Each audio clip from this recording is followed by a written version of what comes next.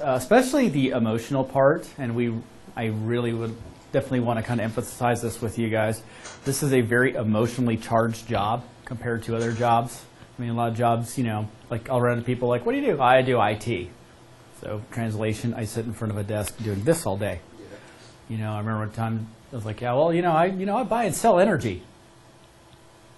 Okay, so you sit in front of a desk and call people. That's kind of thing. So understand, this isn't a normal job, it isn't normal work.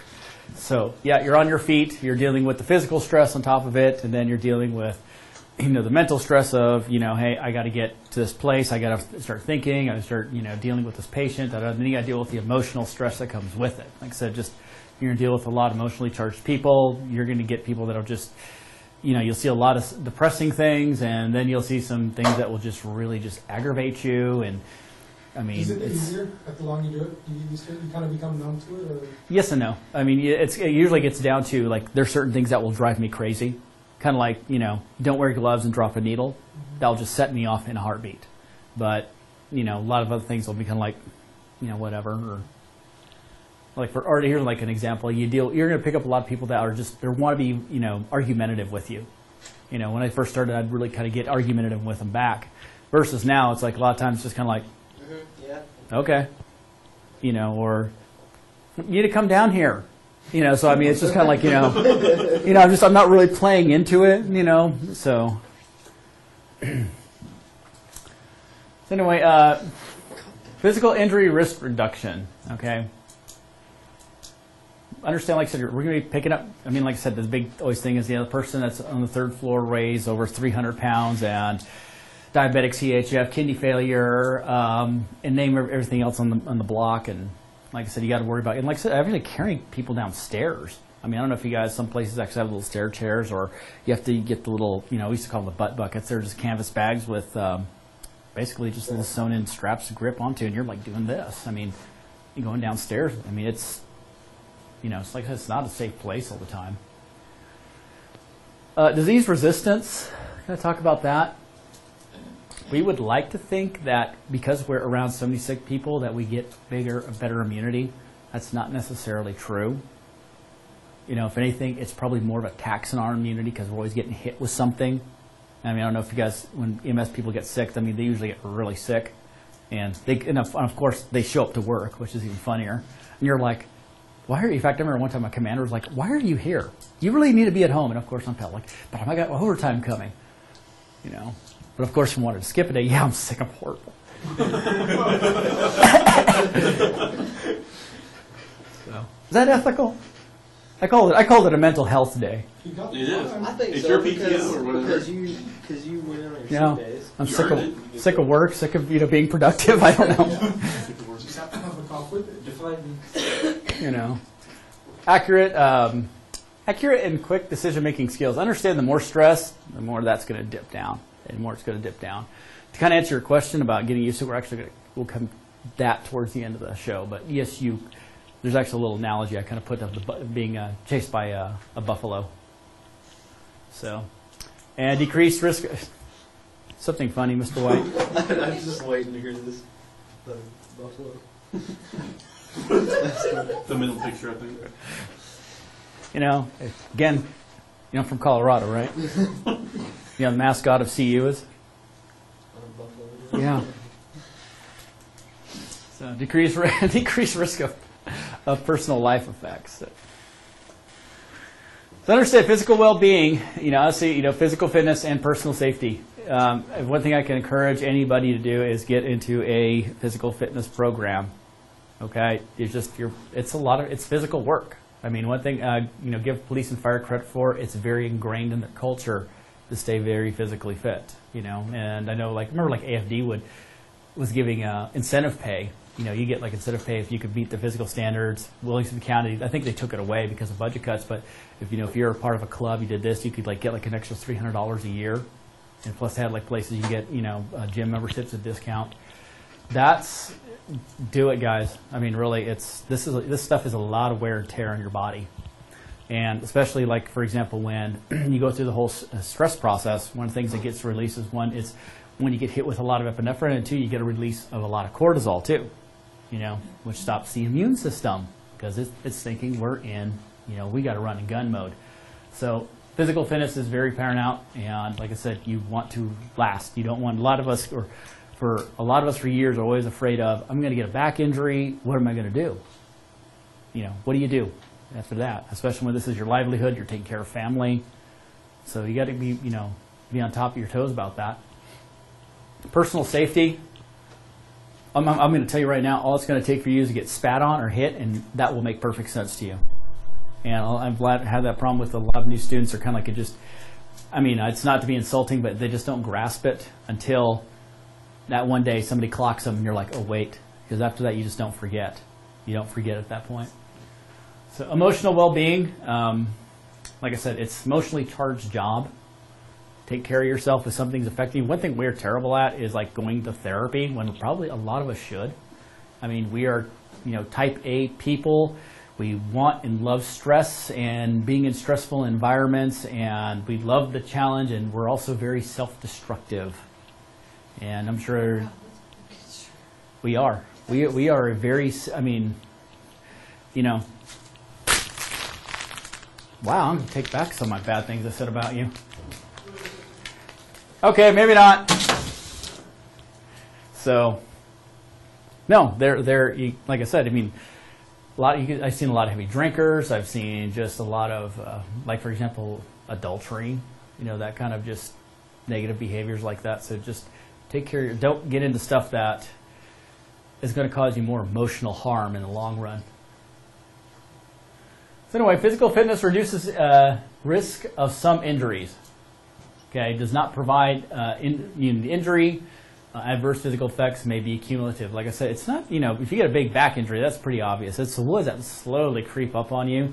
Guy I used to work with in Austin, he's slowly getting creeped up with back problems. He's slowly creeping, but he's just trying to gut it through. And he's like, 3 years to retirement. And then he's like, I'm just going to do as much as my body can take. But like I said, it's again, wear and tear. It's going to happen. Hopefully, a lot of places will, provide facilities or some kind of program to get you in there. But really, take care of yourself, stretch, run, lift weights. Like I said, this is a lot. Again, lots and lots of stress on your body. Nutrition. EMS personnel are terrible when it comes to nutrition, especially when you've got, lots of coffee at the hospital and they put a bunch of cookies out. And then you're on the run, so yeah, we're going to eat healthy over at some sandwich shop, but you just happen to get like the nasty meatball sandwich with bacon and cheese, kind of a thing. But at least it's had lettuce and and tomatoes on it, right? Yeah, we're terrible at this. So and it's like I said, dealing with all that stress and all that cortisol, you're more prone to actually gain weight. I don't know if a lot of EMS people will gain a lot of weight within their first year. So just keep that in mind. So eat healthy, keep healthy stuff around, cooler, refrigerator or something. Or remember Ethan used to bring his little protein cookies. Yeah. You still bring your protein cookies? No, I haven't bought any protein anymore. Oh, no. So anyway, huh? You're the only one that ate them. Yeah, that's true. I haven't seen him eat them much either. Hydration, drink water. Caffeine is not water.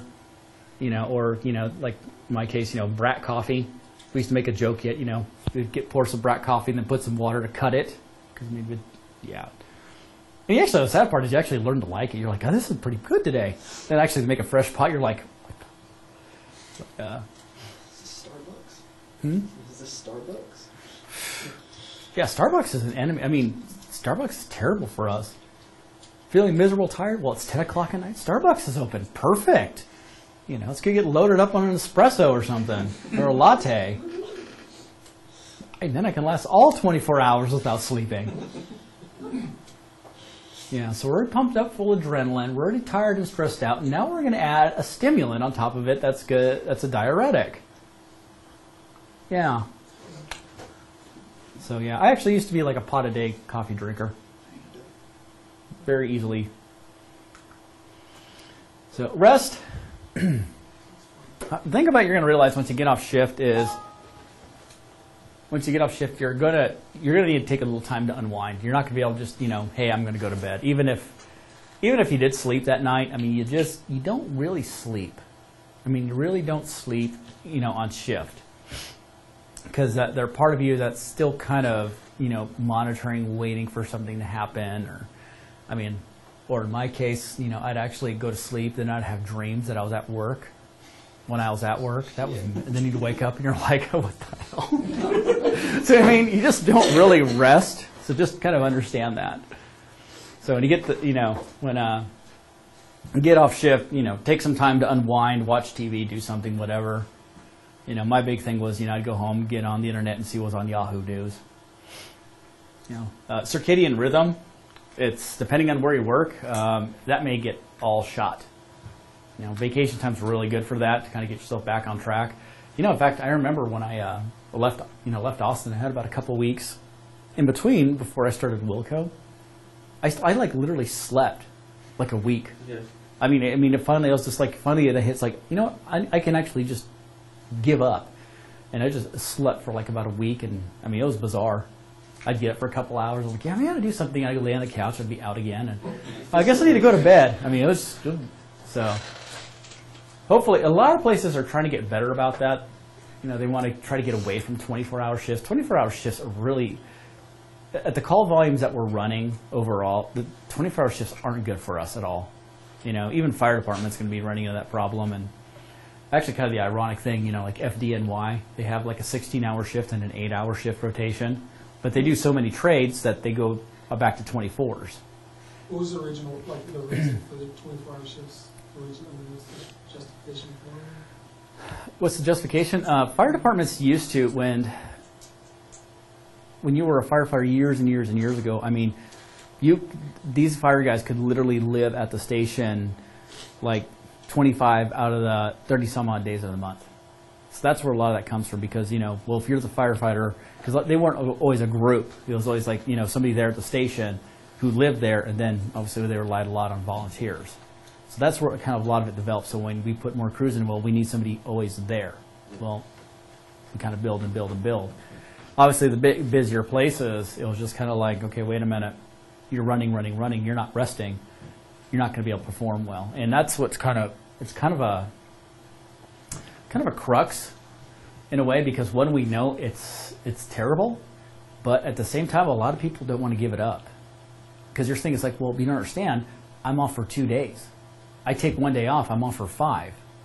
They don't want to give that up, but when you kind of look at the perspective, it's just, for a good 3 years, you can handle it in a busy system. After that, you're going to start feeling that wear and tear. And of course, in the years that go by, it always gets busier too. So I think eventually it's going to be down to what like PD does and say, look, we're going to start capping you. In fact, what's interesting, EMS follows under DOT, right? How many hours can a trucker drive per DOT? 12 hours? Well, 16? It's like 8. It's like 8 to 12, yeah. How about flying? 8 hours max. Then how long are you on the ground? 12? Huh? 12? Yeah, it's up to 12 now. They bumped up to 12. There's nothing regulatory for EMS. So, huh? Oh, it's ridiculous. And there's actually, there's some places. I remember Austin had to put a policy in and say you will not work more than 56 hours in a row, because these people will do it. It goes just back to the whole thing. It's just been done because it's been done. So Yeah. It's always how it's been done. So just Well- do it that way, even though it Well- would not make a ton of sense. Yeah, exactly. And part of it, like I said, you have to put a 56-hour limit on somebody. Really, you're 2.5 days. On a station. But the thing is, you got to remember, these guys get creative, and there's always the stories of people that say, yeah, they did all these trades and they had the entire month of March off from trades. Or they're working overtime.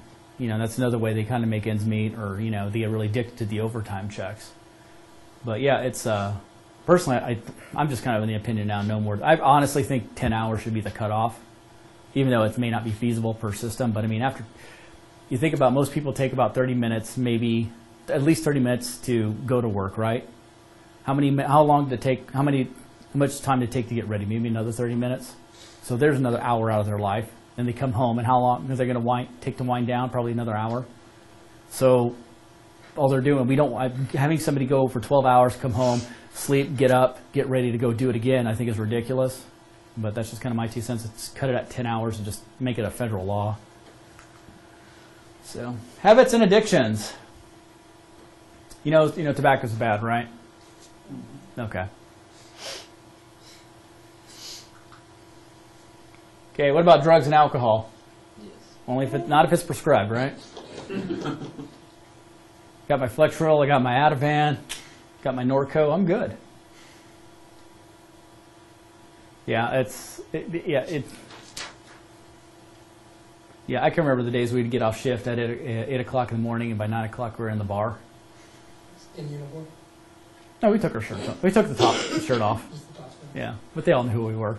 In fact, it got so bad. It got so bad that we actually got kicked out of like 3 different bars. Yeah. Because we're a rowdy bunch. We're very rowdy. People don't get that. So of course, you think, bartender, 8 o'clock, who cares? Nobody's there. And of course, people are running around in their boxers and stuff like that. Right? There are pictures, but they've been put away forever. But just doing ridiculous things and, but yeah, EMS parties were interesting. Political craziness ruined the fun. Huh? So political craziness ruined the fun. I think a lot of it was a culture shift too. I mean, kind of that 80s generation, early 90s, and versus what's kind of coming in now. But, yeah, just like I said, just be careful of the chronic drug and alcohol use. So, here's the other thing, emergency vehicle operations, okay? People go crazy as soon as they turn on their lights and sirens. And unfortunately, it's the driver that's doing it. Who would turn on the lights and sirens is usually the first thing.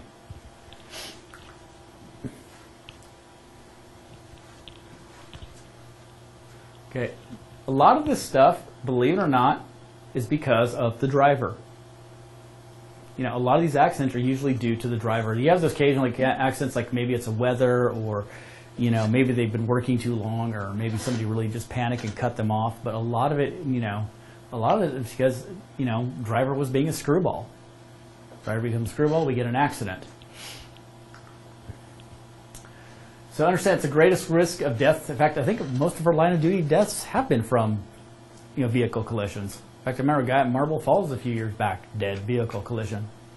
I remember if paramedic that went to go do a flight job died. Airplane crashed.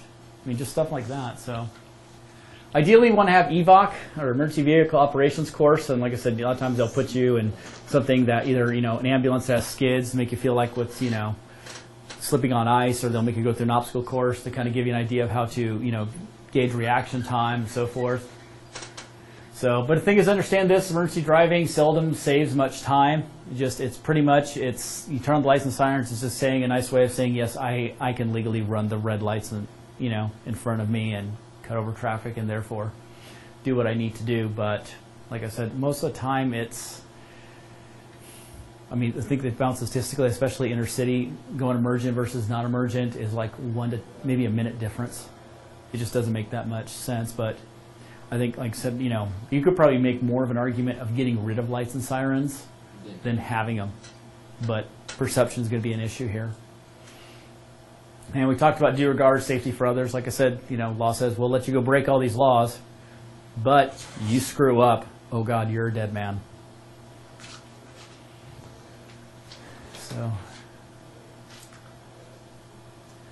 So emergency driving considerations. Remember one thing on driving an ambulance, it is very top heavy and off-centered. It's not a normal vehicle, not even a 4x4 that's jacked up. These things are they love to rock. And the bigger they are, the more they want to rock. So things you can remember, just keep an eye on your roadway conditions. Understand, because usually it's a bigger vehicle, it probably takes longer to brake. Just depending on, especially get those wheeled coaches. Best travel route, best approach, parking. Escorts. Big thing here, escorts those multiple vehicles in response. You get to the intersection, we used to always call it the lug nut rule. Whichever vehicle has the most lug nuts is going to be able to take turns in that section. Usually a fire in an ambulance will go like this. Let the fire truck go. because if you hit them, that's a lot of force that's going to be knocking you down versus just let them go, follow them. And the thing is, you got to keep in mind if you're going in a procession like that, you go through an intersection, you're past one.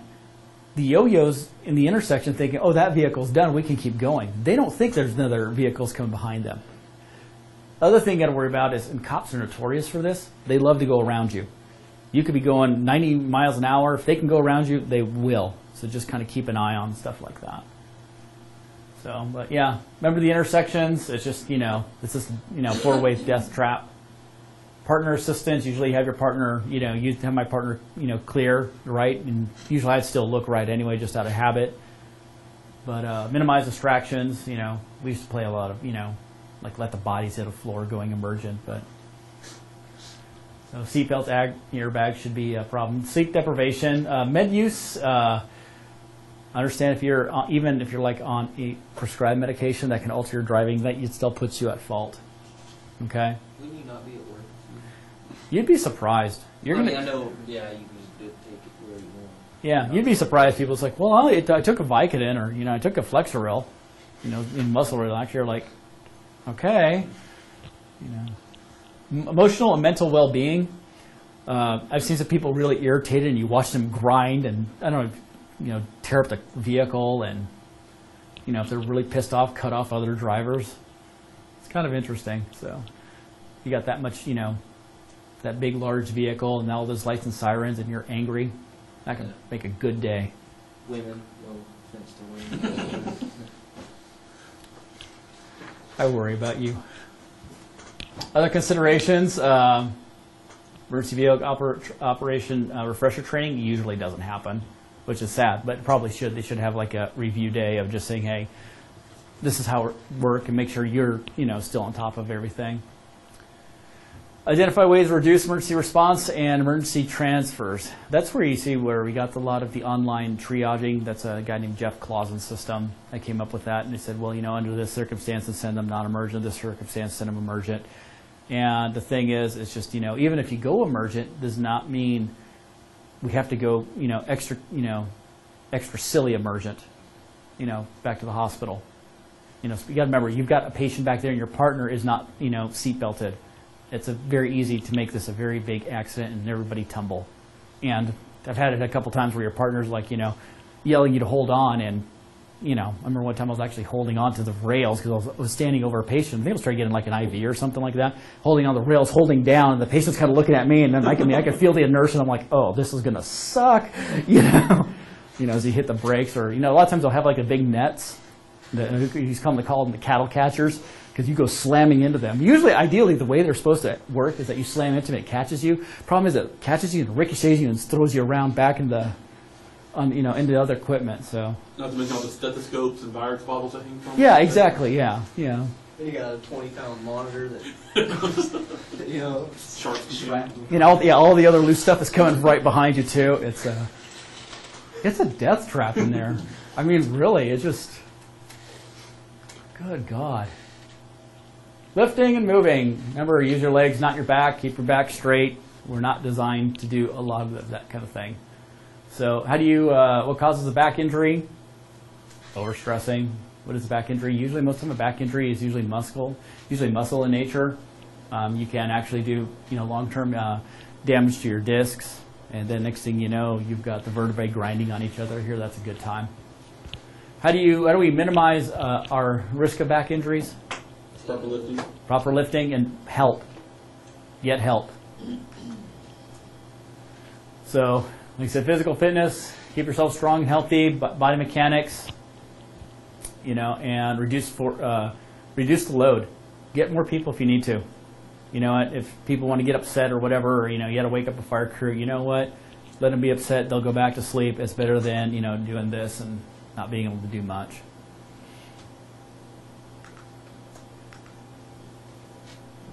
So aggravating factors, sporadic lifting. You're going to be doing lots of that. Constant sitting in a vehicle. So not only you're lifting, and then you're just sitting in a vehicle. Then on top of that, you're going to be trying to get comfortable in that vehicle, which usually encompasses putting your knees up and twisting around, and you get pretty creative.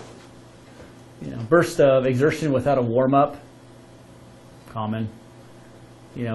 Feeling of invincibility. Isn't that right, Ethan? I mean, I don't know what you're trying to get at. Like, Yeah, whatever. So, but what about lifestyle and stress? Could that be an aggravating factor? Like sedentary lifestyle? Yeah, that's one. So, and just stress on your body. I mean, if you're just, remember, stress is stress is stress. It's not going to, your body's, like, it's kind of like, injury or disease. The body, at the cellular level, it doesn't see the difference.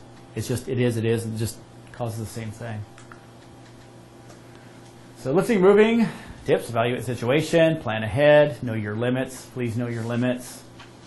Obviously, we usually have a team leader, 1, 2, 3, pull, have good balance or footing. If you don't, say so. If you're losing balance, say so. And a lot of times you'll see people going down like stairs doing this, and like somebody's grabbing their belt as they're going down. I mean, use everything. Don't worry about 'cause some of us can be like, oh no, I can handle it, and they just hurt themselves. But again, keep your body and below your shoulder, legs, no twisting, so forth. All right, hazardous environments: physical, chemical hazards, hostile, and unknown. Personal and chemical. What's the problem here?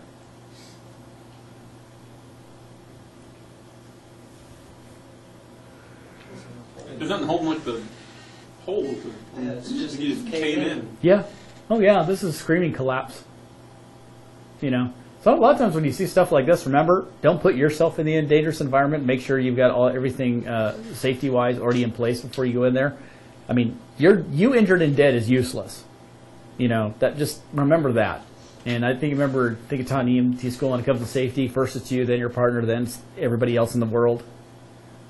Same thing here goes. I mean, if you go in there and you're getting cavalier, you hurt yourself, you're no good. You're just now another patient and more of another problem.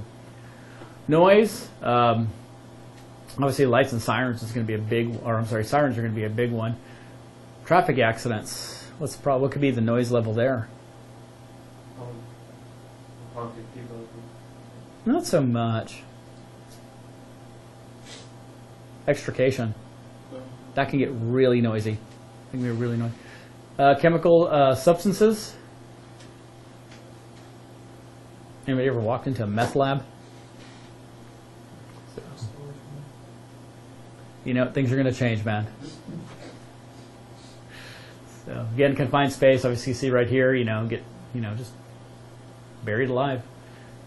Machinery and equipment, like I said, especially if it's moving and powered. A lot of times they'll try to get power, or if it is power, try to go work in a backwards motion if somebody's stuck in it. So ideally, don't play with it unless you really know how it works. Electricity could be like down electrical lines. That's always fun to do. You pull up there and you see an electrical line. Hey, I need help. Yeah, I'm sure you do. Electrical department, you got to come help me in a moment. And they're all getting pissed that you're coming in like, I'm not going near that.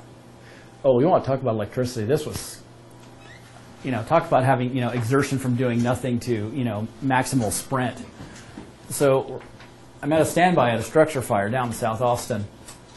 Looks like it turned out, for some odd reason, these two houses that didn't want to, sell to this contractor to put up apartments, all of a sudden somewhere went on fire. Both of them that day. It was kind of weird. Yeah, same time. It was, but go figure, right? So anyway, we're all doing this, Austin, we do all the rehab and all that business, and we're setting up, and of course AFD's out there, they're doing their thing, and it's hot, it's miserable, and of course there's like water, of course it's a fire ground, there's water all over the place and everything, so of course I'm bored, and I'm going to look around, and, I've got my little, steel toe, steel shank boots with ankle support that are very waterproof, and I'm walking through and everything.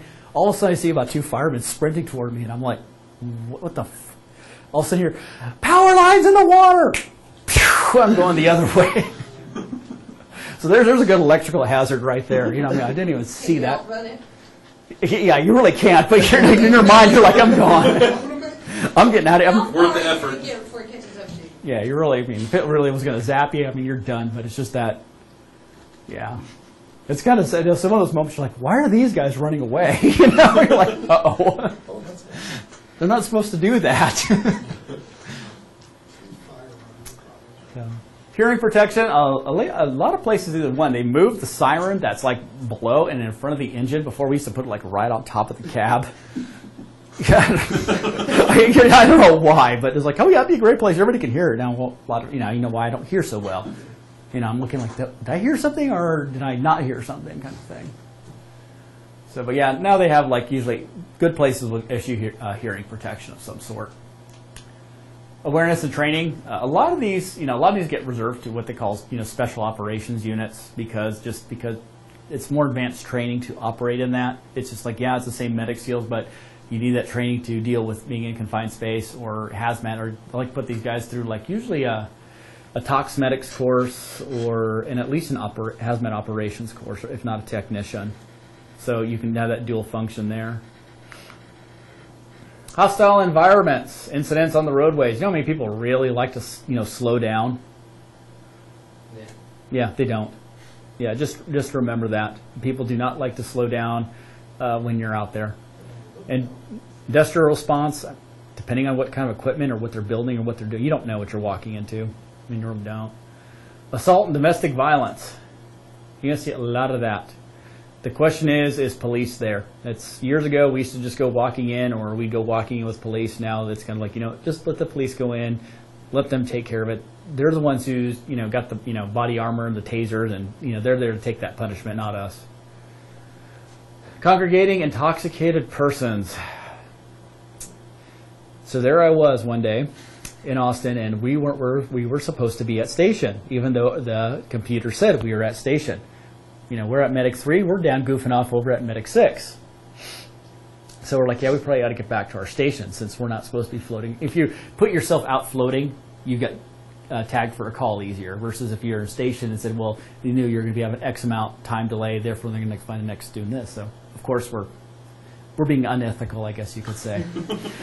Anyway, we're out there, and we get out there, we leave Medic 6, and next thing you know, we get back on the frontage road, and we see about 50 intoxicated, 56 black people out there.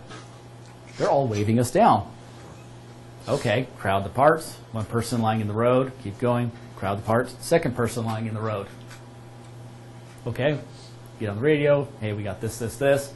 I hop out, run to one patient. Partner runs over to help the other patient. So, of course, in a minute, trying to figure out what's going on, we're hearing in the midst of yelling, you guys hate black people. You're not taking care of this person because they're black. And I'm just like, you just walked up. And I'm thinking, the whole time I'm thinking is, if this goes to a riot, I'm dead. I mean, I'm thinking, I'm even looking at where I am and where the ambulance, to where I can get there. I'm like, I don't think I'll be able to make it. I think, because they're trying to come towards me, and I'm trying to get them to back off. I remember, in fact, at one point, I actually capped off at one of the people because they're trying to get the crowd riled up. I mean, I just popped in, just went and sipped. I'm like, you're going to start a freaking riot. I'm going to make sure. This person's like doing this. And I was like, probably a bad call on my part, but I mean, again, stress response. Yeah, but it's just like, like I said, every time you're doing your thing, people are coming closer, get away. But yeah. Never so happy to see a fire truck come in and watch the crowd go. Yeah, it was probably about 5 to 7 minutes, but it was scary. Because it's can happen in 5 to 7 minutes. Yeah, all it takes is one. Okay, that's 1 second. That was about what, 15 seconds, maybe 10? Yeah, that's not much. So special rescue situations. Usually they have teams for that, like swift water, high angle. The big thing here is unknown environment, and that's one thing I really want to stress to you. Even if it sounds like you're going to grandma's house, does not mean she doesn't have a Rottweiler there. That's not very tame. Maybe it's just tame to her. Or maybe she has dementia and, she has, there was actually an individual that was been in the Austin area for years, and she was a schizophrenic. I don't know if she's still out there or not, but she had been known to call 911 for like chest pain or this, that, and the other. And at one point, Starflight was actually out there, going out responding. She flipped out. Next thing you know, she's with her shotgun shooting at Starflight. You got, like I said, that's why you got to be careful. You're thinking, wait a minute, 60-some-odd-year-old female complaining of this, and next thing you know, she's sitting there doing it. Yeah, so you gotta be careful. Those unknown environments are really unknown. Nothing is really safe out there. So just be careful of that. And like I said, that's one thing I kind of like to play with people in the sim lab. Yeah, the Rottweiler got me. Yeah, you're not going to be the last victim, believe me. Somebody's going to get shot. Does Versad work on animals? No, but CO2 extinguishers really do. No. Freezes them. Oh. Freezes their little noses. They hate that. That's one thing I miss about being in the fire department is having one of those. Yeah, we got a vicious. Oh, we'll fix that. Thing just starts running away. Come on. Yeah. Yeah, and that's even then. Just be careful of dogs that are locked up and they look friendly. They're probably not. Actually, almost had my hand bit one day. I'm like, oh, that dog looks really thin. Maybe not. See, I learned a lot of things the hard way, as you can probably tell. Yeah. Trial by error. Yeah, I've got this scar from this, kind of thing. Jason's what not to do list. Oh, it's a long one. I'd probably make some mass HIPAA violation and I'd piss off somebody, I'm sure. So anyway, hostile environments, anticipate potential hazardous during response. That's just a big thing. If it's, the chemical plant, if it, Murphy's Law, if it can go bad, so just keep on your toes, request special resources as needed. It's best idea to get the cavalry going, and then cancel them as you're coming, versus getting there and then realize, oh wait a minute, we need this, this, and this. That's the easy. Just get them all going, and we can cancel them later. Even like the helicopter people, the helicopter, they'll sit there and get kind of itchy about it because it costs so much. But the helicopter guys love being able to fly anyway. All right, I need to take a quick break.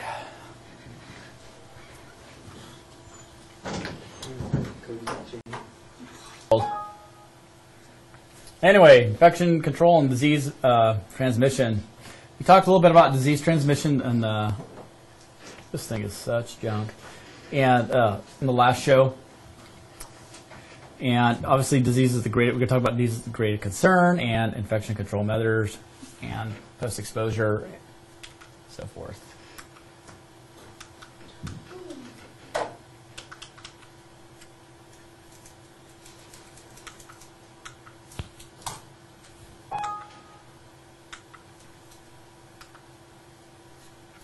You'll go one way, but you won't go the other.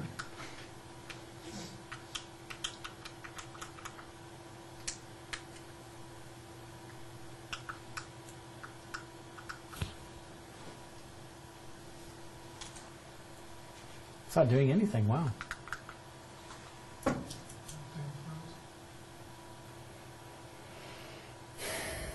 Not good for my OCD.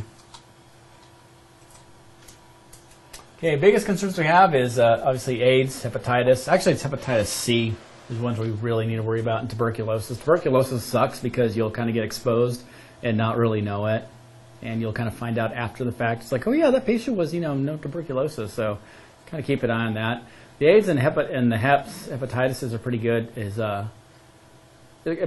Like I said, it's in blood and body fluid, so just remember you just want to stay away from that. Meningitis. Staphylococcus, like Versa. Versa means vancomycin-resistant Staphylococcus aureus. I forgot what the A stands for, or antibiotic or something like that. Or anyway, what a lot of these are like that, and like MRSA, methicillin-resistant. These pretty much, they're bacteria. They can bounce off all the big guns when it comes to antibiotics, like vancomycin. Methicillin isn't really used much anymore for too many side effects, but vancomycin is. Just remember universal precautions, BSI. Usually every place should have an infection control plan, engineering controls, the needles that withdraw, sharps containers, vaccinations, pre-screenings, protective equipment, hand washing. Hand washing is actually a big one. We kind of get a real bad habit of not doing it. We'll grab the little foamy stuff on the wall so to actually wash our hands, but have you ever heard of a guy named Ignaz Semmelweis? Does that name ring a bell? He's actually the guy that I think is, I want to say 17th century. He was actually the reason why we wash hands so much. what happened was he was a physician, Hungarian physician. And what happened was they had a lot of children when they were born, they would die.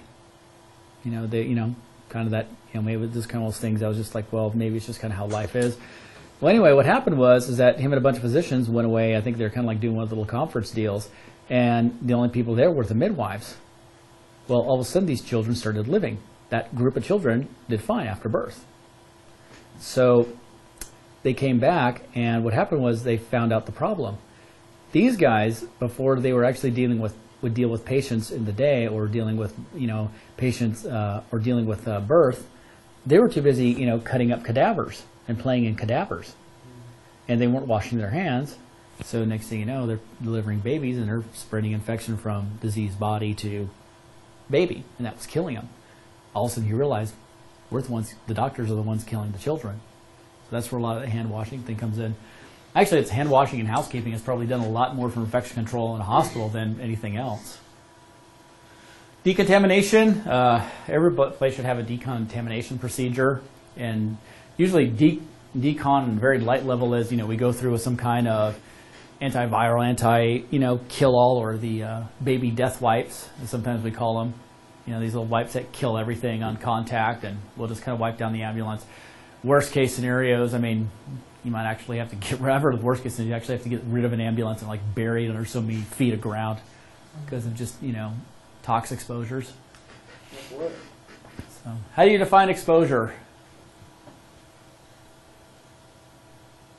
Anything gets in your Make eyes, contact with something. mucus, Yeah. Eyes, mucus open membrane, skin. open sores. So post-follow-up exposures, understand thing, hand washing, first aid, medical attention if appropriate. Usually, a lot of times, depending on what it is, they may send I'm sure you guys will say go to Scott and White. They'll usually send them to some hospital, that they work with to do infection control, and then usually their supervisor comes in to do their follow-up with their paperwork. But a lot of times they'll get the doc to kind of figure out, well, where are you? And they'll kind of look at a matrix of, well, this is disease, this is the mode of transmission, this is your probability of contracting the disease, and so forth. And in some cases, they will do prophylactic medication. You guys familiar with prophylactic medication? Preventive? Yeah.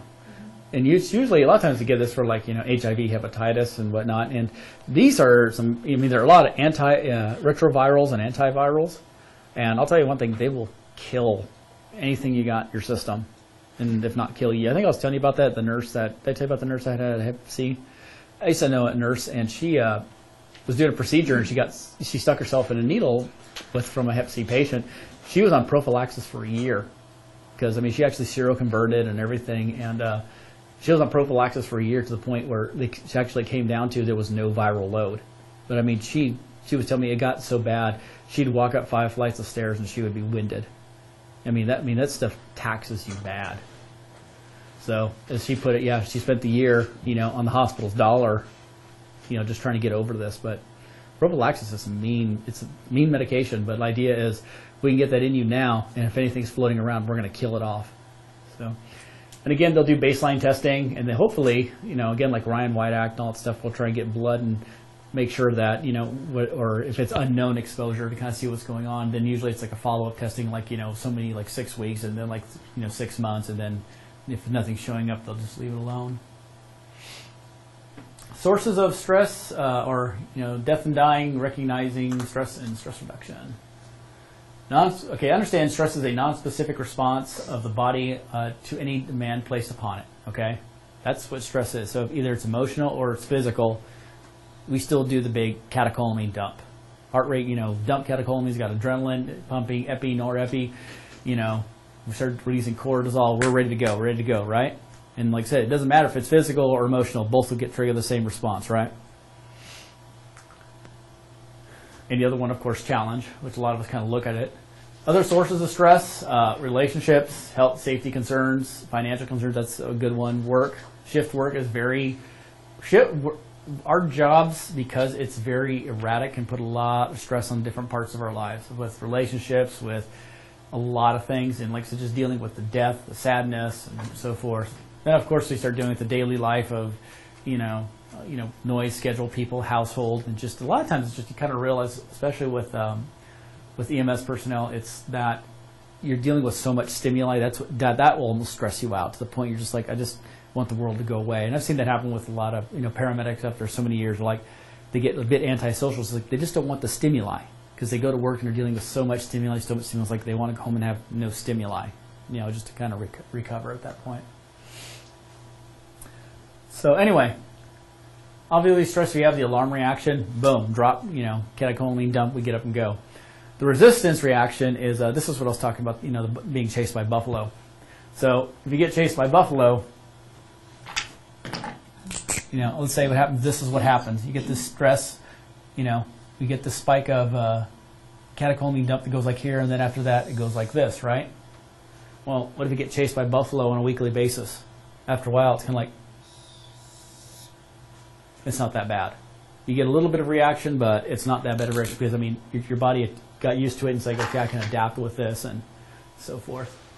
The sad part is with this is, like I said, with stress reaction, like I said, all that catecholamine getting in, kicking up your heart, once you're ready to go, it wipes you out. I think you'll see this a lot with children, especially like if they're involved in a little fender bender and they're all wound up and they start crying. Then like after they start crying, they're just like, they're ready just to fall asleep right then and there.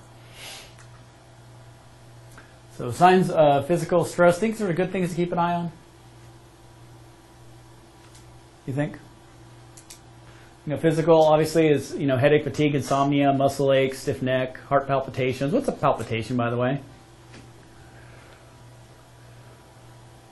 Irregular beat. Actually, believe it or not, no. It's actually feeling. It's the awareness of your heart beating, of feeling it, is actually a palpitation. It's like where you're conscious of it. You feel it beating. A lot of times we feel it in conjunction with it skipping a beat, but it's just, if you feel that you're stressed out and you can feel your heart beating and your chest touching the wall there, that's what that is. So. Mental, decreased concentration and memory and decisiveness. Understand, I can remember one time just having a miserable 24-hour shift, and it was taking everything for me to concentrate how to put IV in arm. It really was the most bizarre moment, because I'm like, I don't remember how to do this. And I was like, wait a minute, I've done this how many odd times, and I'm like, it was just weird how the complete skill just went out the door. Emotional, biggest thing you got to worry about with us is anxiety, depression, frustration, and irritability. All these ones. The worry and fear kind of get a little bit placed under a lot of the frustration or the kind of the depression, anxiety thing. But you'll definitely see a lot of short-temperedness, impatience, especially on a tough day. It's after that. The problem is that when you're that amped up, frustrated, angry, and all that. When you're coming down that depression stage, and that's you got to be careful of right there. Behavioral, I think you've probably seen me do all of these so far. Pacing, fidgeting, was chewing in here yet? Yeah, chewing, crying, yelling, swearing, yeah. You haven't seen, throwing things. I guess you've seen most of them yet. Yeah, I kind of fit a lot of these. So, but actually, you'll see it when you're working with partners that are a little bit burned out. They'll just kind of pop over nothing. You're like, you all right there? Yeah. Wow, fine. You sure? Yes. Okay. So here's the Holmes array stress test. Basically, kind of take these things and start adding them up. And there's how you can get your, where your scores are. Christmas. Yeah. Vacation? Family vacations could stress people out. Family vacation. Yeah. See, I got me a loan of 15,000 or less is only 17. So where's a loan over 15,000? Right. Like that. I know. I was like, my number's not even up there. Yeah, it's beginning or end of school. I hate the beginning. Honestly, I hate the beginning of when I take classes. I know you guys. I think you and I were talking about that. It's like you're in that adjustment area and you're trying to figure out, how all this works, and your mind isn't caught up yet. I hate that. Why is retirement so high on the list? Worrying about retirement, like if you're gonna have enough money. I think a lot of it's worrying about retirement. What are you gonna do with your life? Don't retire. At some point. Yeah, I think it's just getting to that point of of getting things ready to go. I don't know.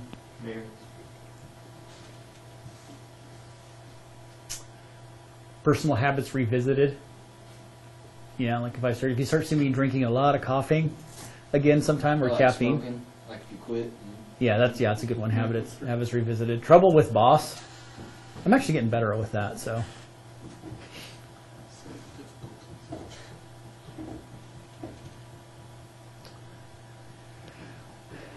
foreclosure, that'd suck. It's probably so low on the point scale. That's what I'm saying, I mean, like, retirement's Jail. way up there. I'd rank that above marriage. I think it's probably worrying about, you know, having the money to retire.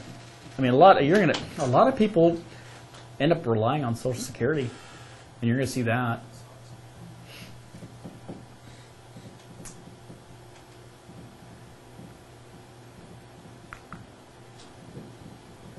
Yeah, change the sleeping habits, that'll be coming. Mine's only 220. Marriage is higher than getting fired. That's awesome. Marriage will wreck. No, I know. You're right. No, marriage. You know, divorce, marriage. I have seen that wreck. Divorce I get, but marriage? God, I mean, I saw my partner Scott go through a divorce. Dear God. No, I'll believe divorce a second. I can see that. Jail. How do you? Oh, What's wrong with doing a little time in the pokey? Get 3 hots in a cot. vacation. You just got to be willing to walk the yard. That's all. Don't drop the soap.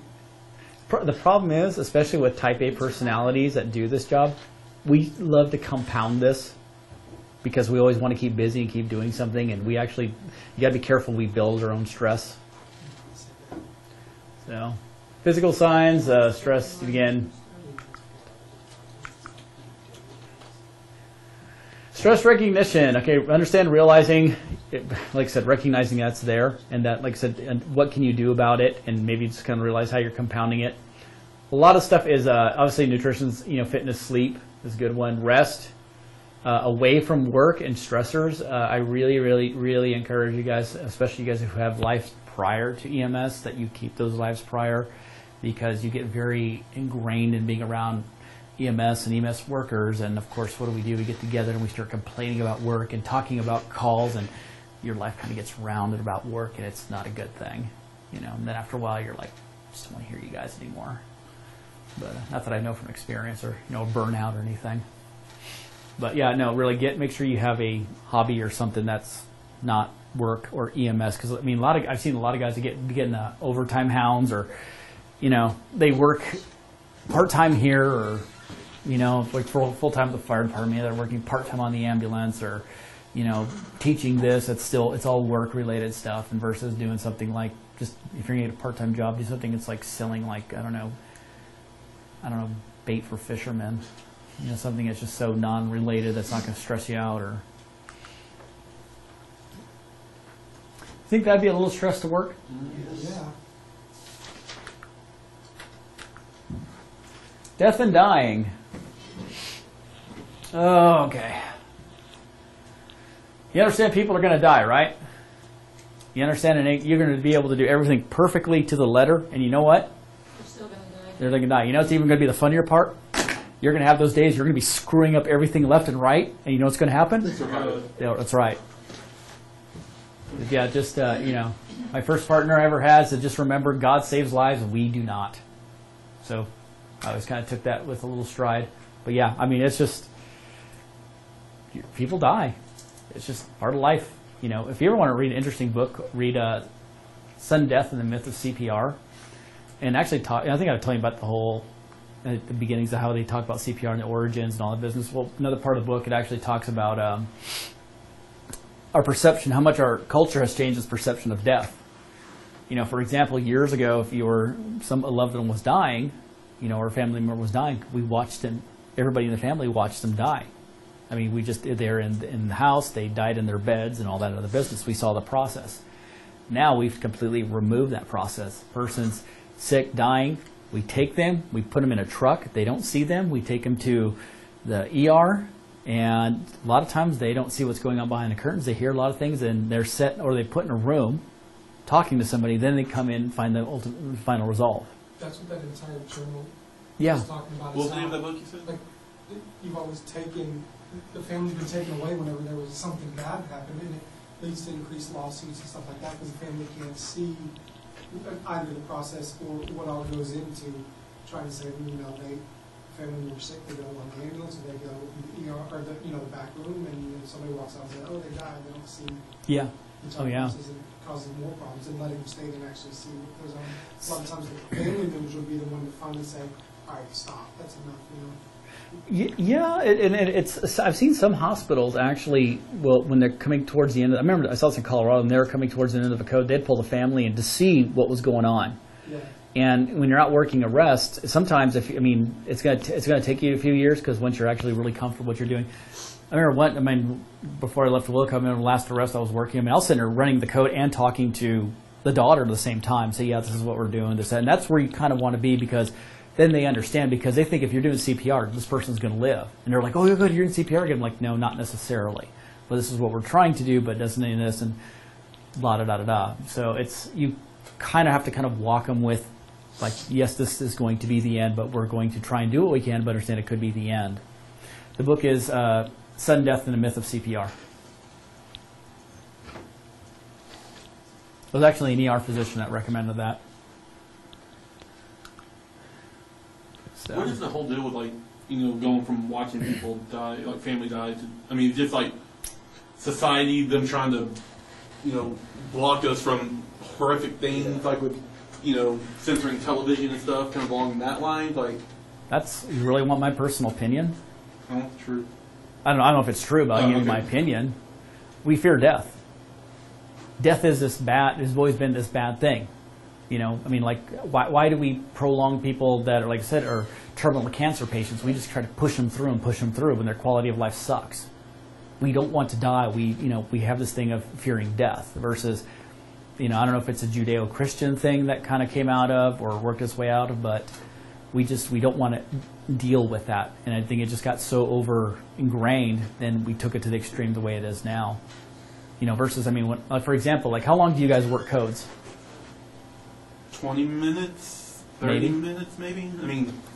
Because honestly, most of the time we're not going to transport them anyway, because Yeah. they've been down an amount of time and A lot- just going through the motions. A lot of literature is saying is like 10, 15 minutes tops. I can remember working codes for a good 30 plus minutes. Easy.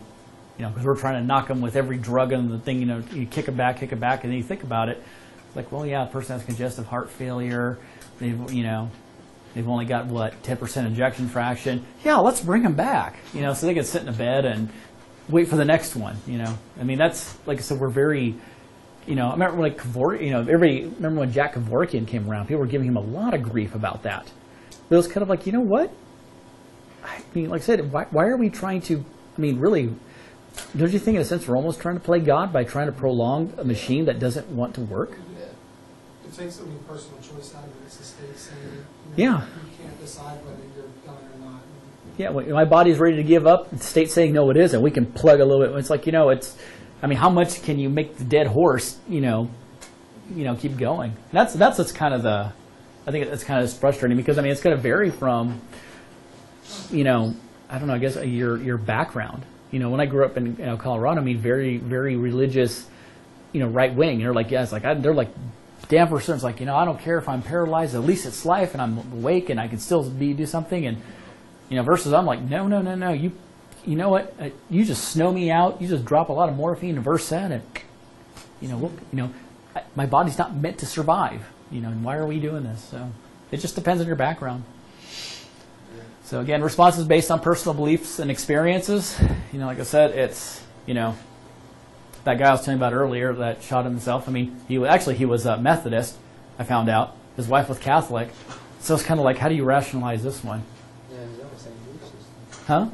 They don't have the same belief Yeah. Methodist might be okay with this. Catholic, no.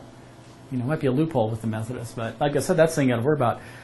Different cultures, run into. They might respond. Some people can get, cultures can get very emotional and feed on each other. I remember a Hispanic family, we came in. It was a hospice patient of all things. I don't understand why we got called to hospice, but we got called there. Yeah, patient's dead, this, that, and the other. Family just erupted, crying, this, that, and the other. Calm down, come down. Hospice nurse comes by. Guess what she does? She tells, makes the official pronouncement. Yeah, his heart stopped. Okay, guess what happens to the family? We do it all. Yeah, I mean, it's just kind of like, you got to remember it's. Why? Yeah, people are very, very emotional creatures, and when you get emotionally charged, when they're going down, we kind of want them to keep calming down. Let's not give some the spike them back up. I was like, thanks, lady. And what, she'd get in her car and leave? Huh? No, I got in my truck and left. You and the La Familia are going to have a lot of bonding from this point forward. Not me.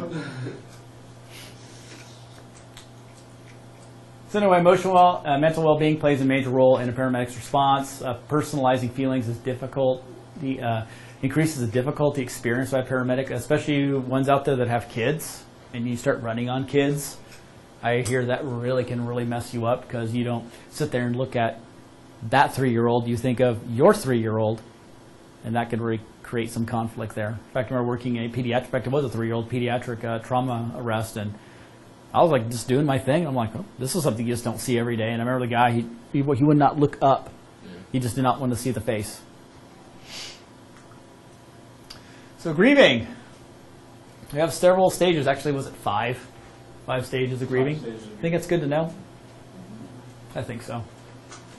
So variable grieving based on life experience, age. I mean, a lot of times the older these guys, like 90 some odd years old. In fact, I had a good, interesting conversation with Dr. Benold when he was over at Wilco about this, about older patients, and he said the biggest thing he ran into with the elderly is that a lot of them were like they were ready to go, and they're just kind of like, you know what, the world that I knew that I grew up in, it doesn't exist. A lot of my friends are dead. A lot of my family's gone.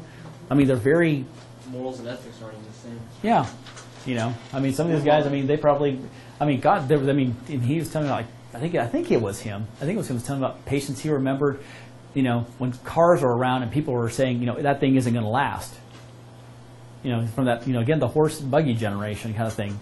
So, I mean, that world where, you know, yeah, I spent most of my adult life around that, wiped out. So, again, religious beliefs can make a very big, as we were talking about earlier. And there is no one expected response. Everybody handles stress differently. Some people internalize it, then they melt. Some people just start melting right away. Everybody's going to handle it differently for whatever reason, experience, you know, personality, and so forth. Stages of grief. Denial. Denial is the easy one. Nope, I ain't dying, right? Yep. Ain't me. Anger. Pretty on. What's bargaining? Making deals with the higher being, like, hey, let me live. Or maybe I can see my kid grow up or whatever. People around, like this is yeah, or if I start getting really healthy, this will knock this disease down, you know, kind of a thing. Depression, you know, obviously again, we're kind of settling in, and then acceptance. These don't always happen in order. Yeah, they can these people can kind of bounce around a little bit, you know, from one stage to the other. In fact, any kind of grieving process, a lot of times we associate this with death. But any kind of grieving process, this will fall under. I mean, people going through a divorce can have a grieving process and do the same thing, and you know, and so forth. So, death notification. Obviously, determine the relationships of those present. Obviously, plan for a possible and explosive response. That's very, very true. Some people just pop. Remember my first arrest at work. I called it, and the guy was like, "Do you want to talk to the family?" Huh? I was like, I remember a priest was like, "I'll take care of it." Next thing you know, I hear the guy, "Oh my God," punching the walls, and they're holding him down. I'm like, I wasn't expecting that, you know. But yeah, people will explode. Choose who should be present. That can be kind of yes or no kind of thing. It depends, you know, how you want to work that.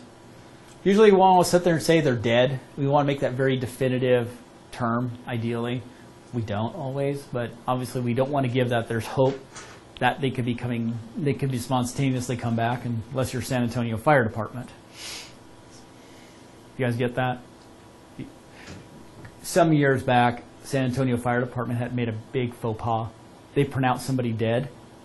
That girl, was on that traffic. girl on the high. Yeah, well, yeah. Yes, the triage. They triage. Oh, yeah. They triaged dead, Yes. and she was not dead at all. Mhm. She was later, but. Yeah, she was later. And not there. Yeah. Yeah. Yeah, that was kind of, yeah. And the thing is, it was the police that caught it. They're like, wait a minute, this person's like, Yeah. you know, kind of thing. So, yeah. Somebody must have been in trouble. And it's not until you get into EMS and the triage stuff that you even understand why that was done. The general public has no clue. Well, yeah, you did, but Yeah, that was a big faux pas. What was he? What did they didn't check her the second time? I don't even think they really. From what I don't understand. From what I gathered, there really wasn't even much of a check. It's just like, here's the vehicle. She got Okay, it looks like license. she's dead, kind of thing. Or I mean, it doesn't because I didn't even hear anything that because I mean they're saying, well, they called it on scene or they didn't do a, do an EKG. It's like, well, I could go kind of back and forth on that, may or may not. But I guess my thing was, there wasn't something that said like, injuries incompatible with life present would be the big thing right there. If it's not there, you got to kind of have to follow the steps. Obviously if they're decapitated, okay, done deal. Heads exploded, done deal. Viscerated half and half, okay, I'm cool. But if everything's kind of intact and you're not really kind of paying attention, or the thing is, especially triage on a highway, a lot of times, triage, like I said, if you're going to call something like that a DOA, you're supposed to be kind of like right there because you've got enough resources to zip people through. So, like I said, they just kind of called it, and next thing you know, the cop was found body moving, and it's like, wait a minute. So, explain what was done. It's like I was telling with that lady, I was talking to her doing CPR, just telling her what's going on, what you're doing, what you're trying to achieve. And sometimes you got to be careful because they'll, I remember that lady, she was blaming herself. It turned out, we could tell, but by the time we intubated her and we're suctioning her mouth, her belly was hard, and like we could see, the whole coffee ground emesis coming up, and she was like, maybe we should have taken her to a doctor. I'm like, I said, realistically, she's probably had that bleed for quite a while, and it caught her in her sleep, or it's like, yeah, I saw her earlier, she wasn't very, lucid, or she was okay. It's like, they probably wouldn't be able to do much at that point because she'd bled out so much, and trying to play catch up on that, it's like, because a lot of times, like, don't blame yourself. Like when you explain it, do you explain physiologically how it's incapable, how they're not going to live, or do you kind of, Depends how much they understand, You don't want to make them seem. You can't well, get their cells are dying, and their heart's not going to contract. Do you break it down, or do you say, hey, Just depends. their heart can't handle it, or whatever the situation is? Depends how much they understand. How much I can, some people you can get very detailed with. Some people you may not to. It just depends. You can't sit there and say this is exactly what happened, but it's kind of like from what I was saying. It's like, told it's like, I'm no doctor. The key phrase is there, but from what I'm seeing, I don't think. Even if she was alive and we started doing pressor agents and all that, I don't. From what I'm seeing right here, I don't think she would have. She probably would have went anyway. It's not your fault. So that's the big thing. It's not your fault. So be honest. Provide medically sound statements. Again, like I said, from there. Give a few minutes before continuing with questioning, like, okay, I need your demographic information for billing, because unfortunately that has to happen. You joke now, but you're just like, yeah, you have to get that crap done. So you guys just rather go to the table and start looking at the medications and having to ask them. Oh, that sucks. Yeah. Your mom just, and your wife just died. Can I get some What do you send information? the bill to? Yeah. It's- Yeah, I need some information, kind of thing, demographic. Yes, ma'am. So just be careful. It's talking about offer assistance to family and survivors. Like I said, sometimes they become the patients at that point because they're just so distraught. You ever transported them? I did the guy that whose kid got the 3-year-old that got ran over. Dad actually accidentally ran over his own son. He didn't see me. He was backing up a van. Didn't see his kid back there at all. The kid was wandering around, and ta-toom! What was that? Come out there. There's kid dead. Yeah, he's pretty dead.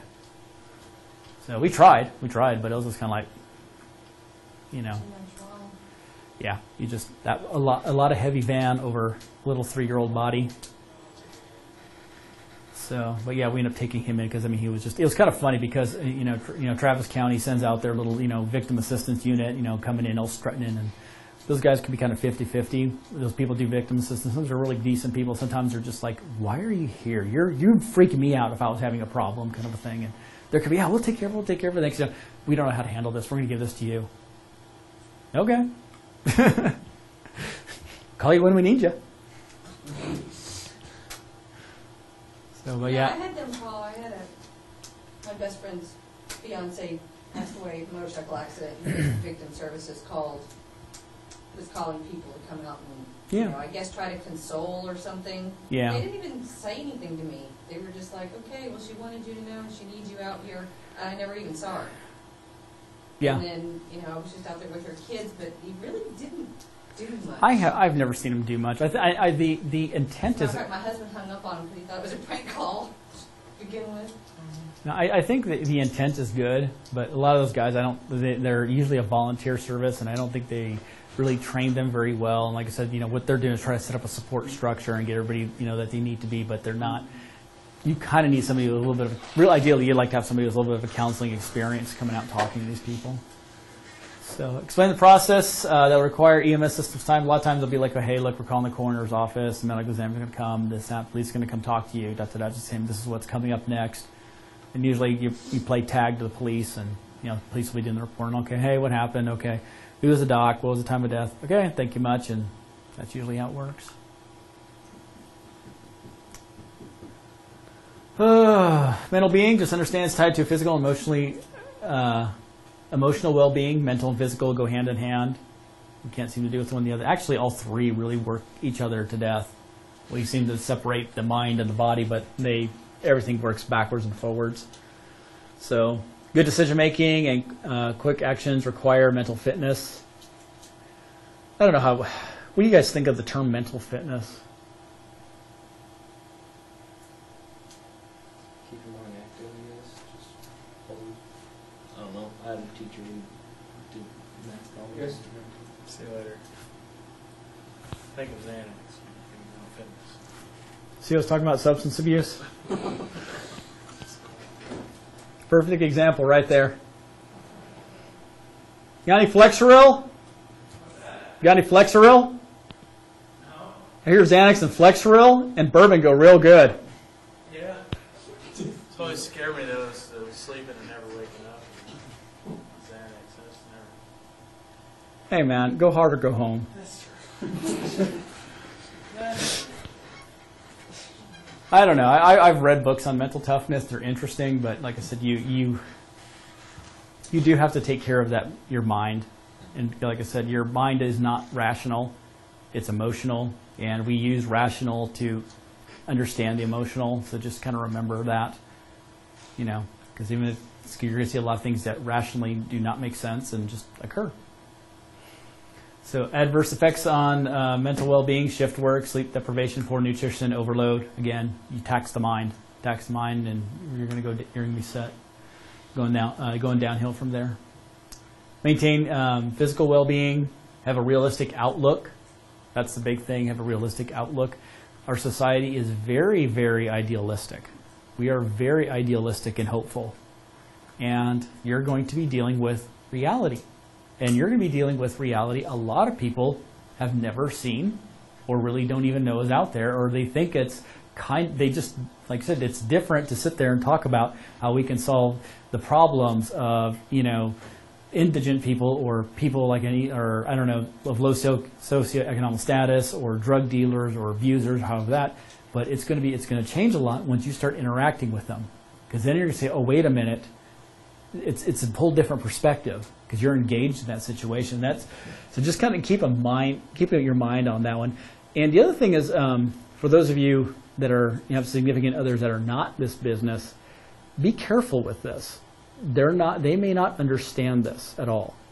And I remember talking to, actually a stranger thing, I was getting my taxes done about a year ago or a couple of years ago, and the lady I was talking to, she was asking what I was doing. I was still working as a paramedic at the time, and she's like, yeah, my daughter's husband's a cop, and now they're getting, he became a cop, and now all of a sudden, like, they're getting a divorce, and da-da-da-da-da, because I guess supposedly, docking this, that, and the other sounds like crap to me, and I'm like, oh, no, it's not. What, he's dealing with and what she understands are two different worlds. He's engaged into this thing.